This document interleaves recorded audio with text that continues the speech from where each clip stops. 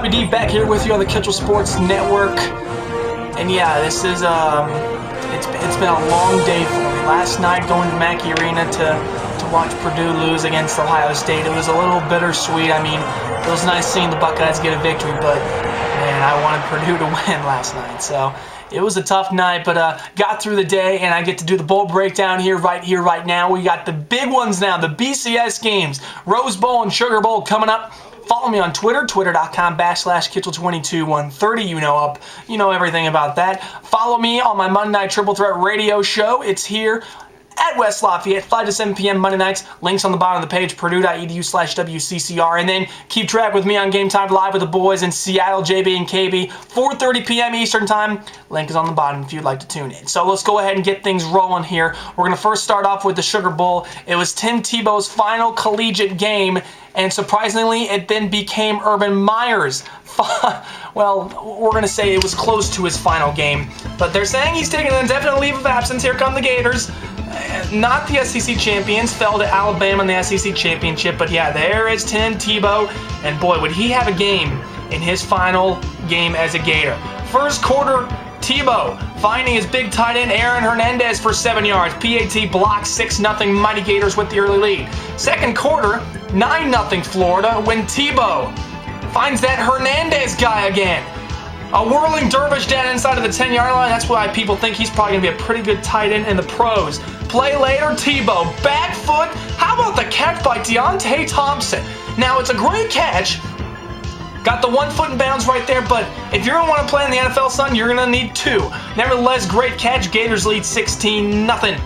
They're still up 16-0 second quarter when Emmanuel Moody, the USC transfer, into the end zone. 4-yard touchdown. I should say 6-yard touchdown.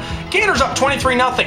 It's 23-3 now. I told you this was a rout, and it got even worse. Riley Cooper. See you later. It was Tebow's longest pass play of his career.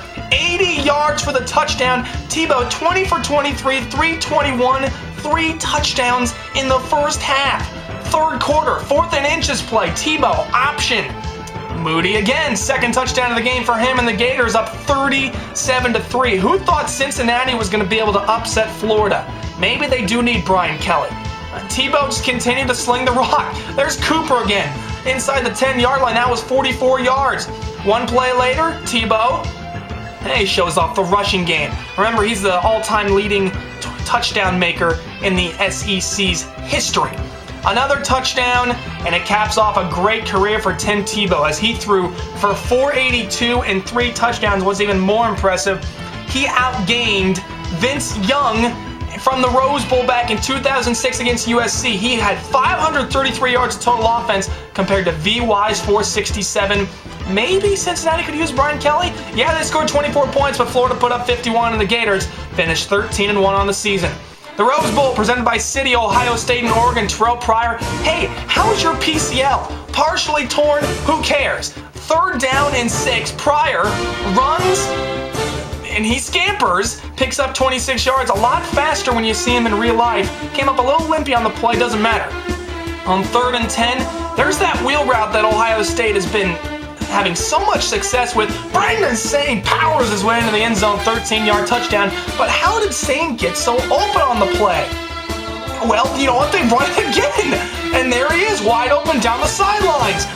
And that one picked up a big play of 46 yards all the way to the 4-yard line. Watch it again. Sane, he gets Kenny Rowe, the starting defensive end guardian. Now, granted, Kenny Rowe, he ran down Pryor on a couple plays that game, but here he couldn't keep up with the Zoom, as they call him in Columbus. Why am I saying West Lafayette? Masoli and Blount, though, would get things going for the Ducks in the second quarter in a 10-3 game. Here's the big man Blount, originally ruled down at the 1, but when you look at it again on replay, you can see forward momentum never stopped. His knee's not down. He extends into the end zone. That's a touchdown, and we're all knotted up at 10 apiece. 16-10 at the half, third quarter. Masoli pounds his way into the end zone, gets past Brian Roll, and Oregon first lead of the game, 17-60. Kirk Herbstreit, how did that play happen? Jeremiah Masoli is simply going to watch Cameron Hayward. If Hayward comes down and takes the big back one away, which he does, he pulls the football out it's, again, not predetermined. He's just reading Hayward's body language. He came down on one, pulled the ball out, and then again shows how physical he can be running over top of Brian Roll. I would just say whenever they're on the 1 yard line, Masoli's going to take it himself. It just seems like that always happens. Oregon down 19-17 until LeGarrette Blount. Bad exchange from Masoli. Fumbles it out of the end zone for a touchback. Watch it again. He actually kicks the ball and a fortuitous bounce for the Buckeyes as they are able to get the touchback and the ball back. So third quarter, 19-17 Ohio State, 3rd and 13. Pryor gets away from pressure, throws one up to Jake Ballard, the senior from Springboro, Ohio. Only catch of the game was for 24 yards. And then the big play threat, DeVere Posey. 17-yard touchdown, and Ohio State takes a commanding 26-17 lead. But the Ducks, they're a quick strike offense. They would have time. Ensuing kickoff. They get fancy. Reverse! There goes Cliff Harris. Gets all the way down inside the Ohio State 40-yard line for a grand total of 42 yards on the return. So that would set up, well, a field goal. Because Oregon, 2 of 2 on 4th downs on that game against Ohio State, Kelly decides to bring out Morgan Flint for a 45-yard field goal to cut the lead to 6. No! Wide right. And Ohio State, well, that would be the clincher. Oregon could not come back from it, and Jim Tressel gets the Gatorade bat. It's Ohio State's first bowl win and their last 4 chances. And you know what?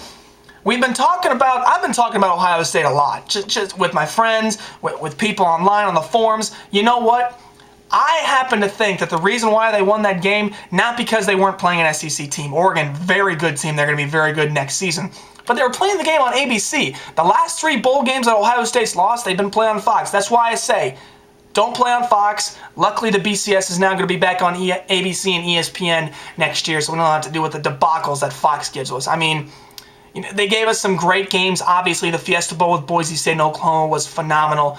But the true college football network, that is in ABC and ESPN. So we'll be back with more bowl games. We've got 3, well, technically 2 more BCS games, the national championship, and then one that came out in the GMAC Bowl in Mobile, Alabama that was pretty darn good between Central Michigan and Troy. We'll have that one next on the next bowl breakdown. Until then, see you guys later.